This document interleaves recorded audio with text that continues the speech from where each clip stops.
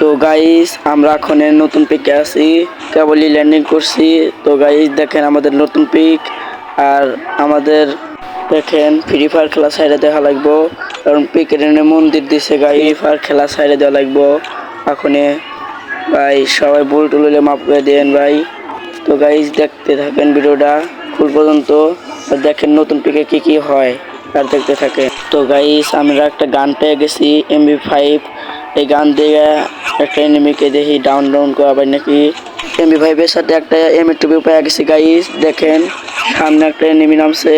তো গাইস ওই যে সেই একটা এনিমি ড্যামেজ দিছি 20-16। এখন আমি রাজ দেবো গাইস, দেখতে থাকেন। রাজ দিয়ে দিছি ইতিমধ্যে, এখন দেখি ওকে মারা পাই নাকি। দেখি তো গাইস, দেখি কি হয় ওকে মারা পাই নাকি গাইস, দেখতে থাকে। আর একটু ড্যামেজ দিছি গাইস, দেখি রাজ দিলাম মারা পাই নাকি। ওরে গন্ডারে মর মর মর মর মর যাইতে মারলাম গাইস। দেখেন আমি ক্লিয়ার করে দেই। আরে সেটি মনে হয় আমি একটু দিয়ে ক্লিয়ার। তো গাইস তো ওকে মাইরে MB5 এর মনে হয়। এখন দেখি এমন পাই নাকি। ইতিমধ্যে আমাদের 3 কিল হয়ে গেছে। এখন যাই দেখি অন্য কোনো এনিমি পাই নাকি।